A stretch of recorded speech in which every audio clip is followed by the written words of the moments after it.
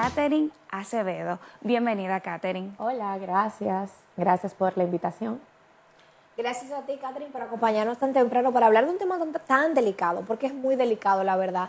Y al mismo tiempo se convierte en un tabú, porque muchas veces la gente entiende que porque cuando un bebé no llega a nacer, bueno, pues no se le considera, y perdón la expresión, o sea, es como si ni siquiera se le considerara un ser humano. Háblanos sobre cuáles son esas etapas de duelo y cómo sugieres como especialista en la materia poder enfrentarlo y concienciar sobre esto a la comunidad.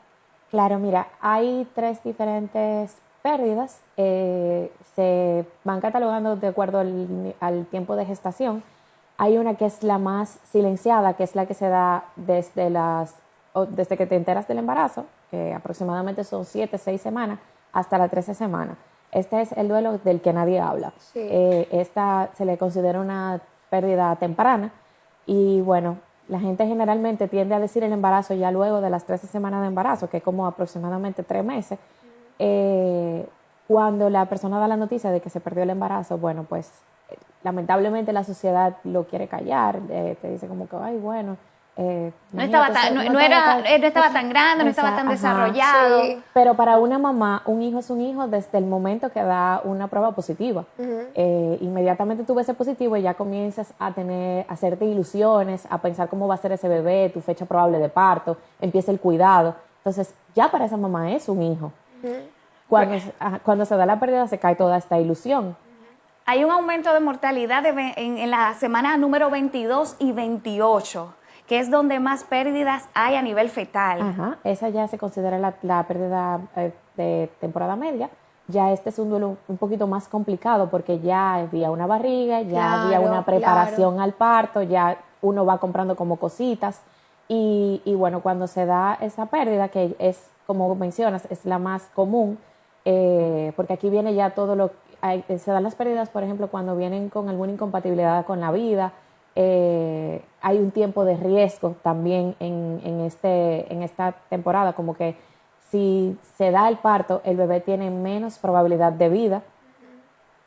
Las probabilidades son muy Claro, a chiquitas, esa etapa gestacional es casi que imposible que el bebé pueda sobrevivir. Se dan sus casos, hay casos extraordinarios, Sí. pero es casi imposible Sí. porque no hay un desarrollo de órganos que esté preparado para afrontar la vida, Por sí solo. lamentablemente. Pero aquí en República Dominicana, la mortalidad infantil, neonatal, perinatal, gestacional, ¿es elevada o ha ido disminuyendo? No, es elevada, es elevada.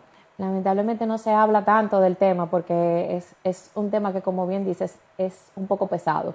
La gente trata como de no hablarlo, de silenciarlo, de que cuando ocurre la pérdida no todo el mundo lo habla, sino que se trabaja a puerta cerrada. Pero lamentablemente en nuestro país hay una alta mortalidad. Y también se tiene el mito de que si no lo hablo no me duele. Y Sí. es mentira. O sea, mientras más lo callo, más va calando esa herida de manera interna en esa persona que ha pasado por este duelo. Hablabas de 3 etapas. La inicial de 8 a 13 semanas, luego la intermedia que es entre la 22 a la 28. ¿Cuál sería la tercera etapa? Ya la última sería a partir de las 30 semanas hasta la primera semana de nacimiento del bebé. Pero el duelo gestacional y perinatal abarca ya hasta el primer año de vida. Hablas de 3 etapas. Se supone que mientras va subiendo de nivel, mayor es el dolor. Hay un tratamiento distinto para cada etapa. Distinto. ¿Cuál sería? Hay un tratamiento distinto. Las terapias se trabajan de forma diferente porque va ya conforme al tiempo se va complicando un poquito más el duelo.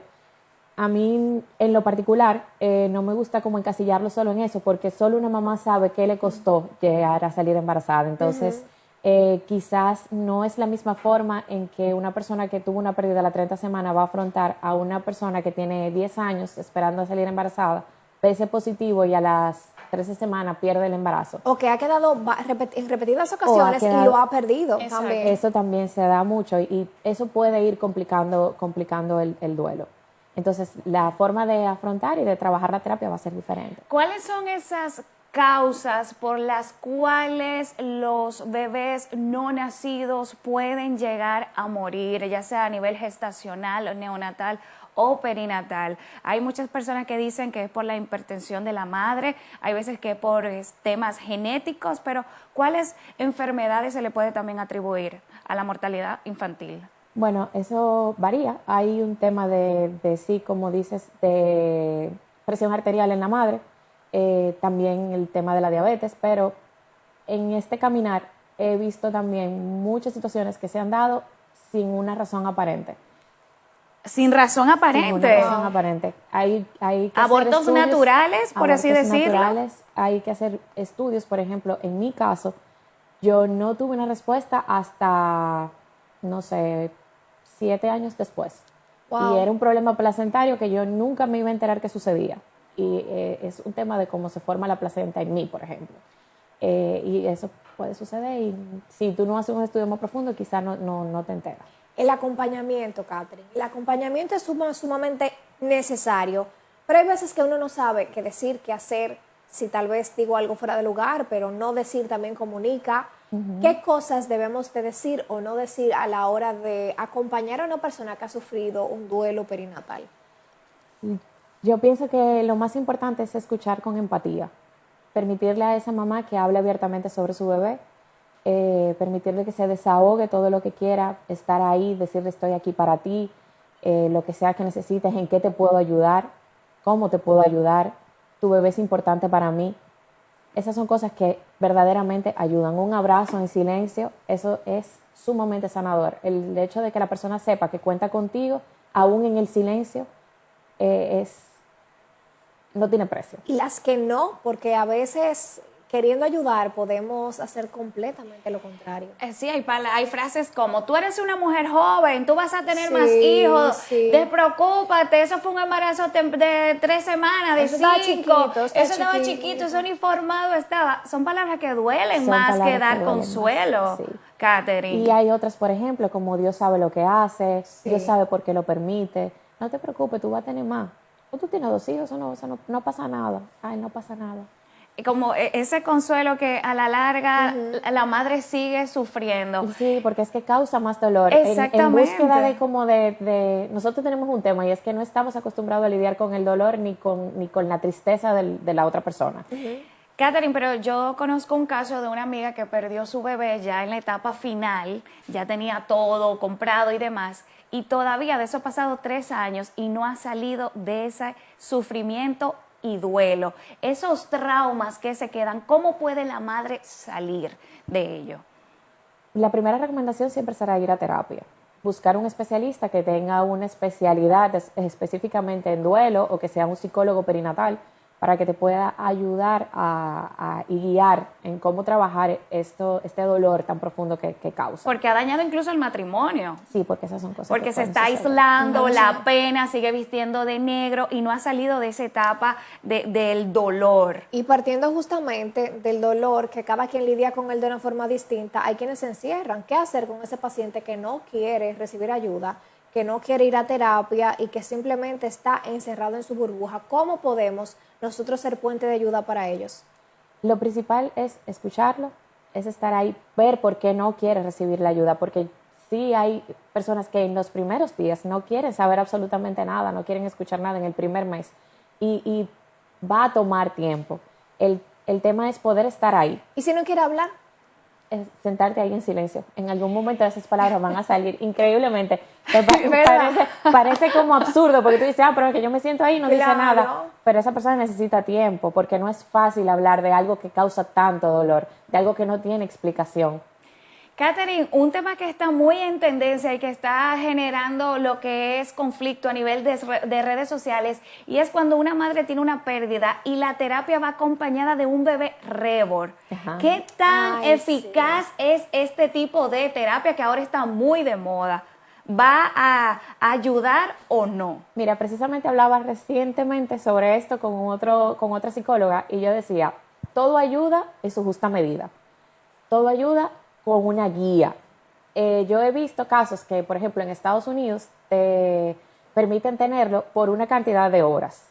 para que tú puedas hacer el cierre y despedirte de este bebé. Como el despegar esos sentimientos. Pero tú no te puedes mejor aferrar tú teniendo un bebé reo. Porque no necesariamente es despegar los sentimientos. Es como que tú puedas hacer el cierre que no pudiste hacer con Una tu bebé. despedida. Es como una despedida.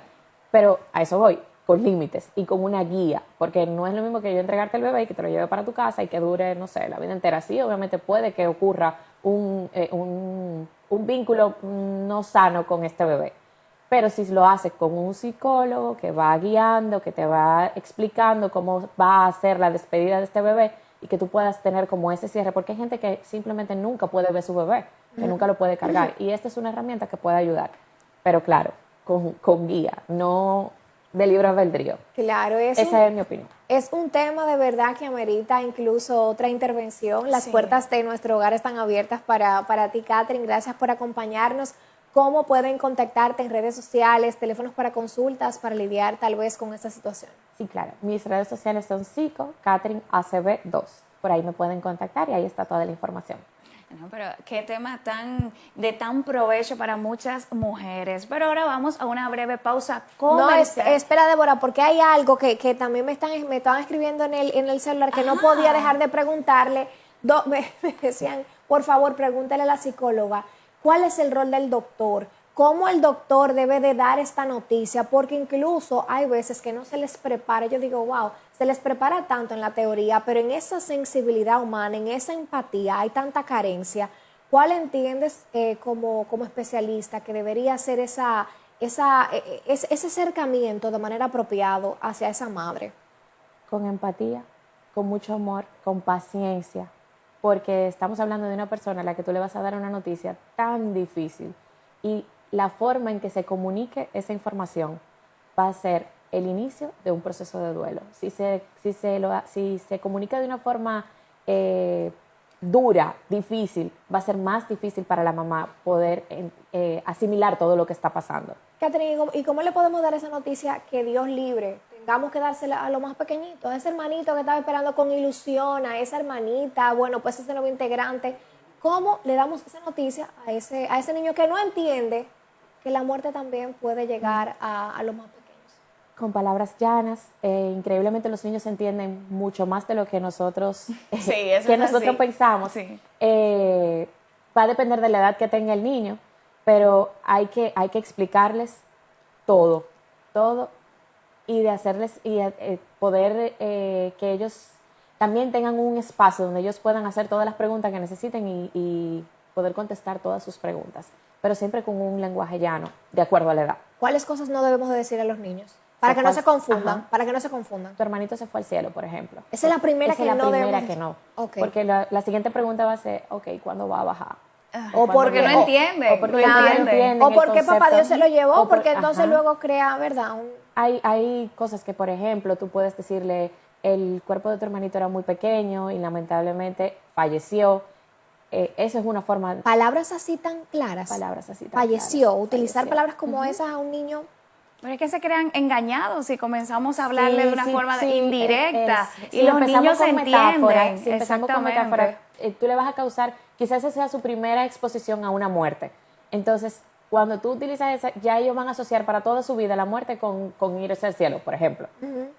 Claro. No, pero son datos que se oyen muy fuertes, pero hay que hacerlo. Pero el tiempo en televisión es corto. Débora. Muy buenas preguntas que te mandaron a tu celular, que ese público siempre está ahí presto para que, incluso me dijeron que abrieran las líneas para poder preguntarle a la doctora Catherine y que puedan algunas hacerlo preguntas. a la página. Importante recordarle, Débora. Exactamente. A las páginas de nuestro Instagram, hacer esas preguntitas que ustedes quieren, porque ella va a venir pronto. Ella ya es parte de nuestro equipo. Pero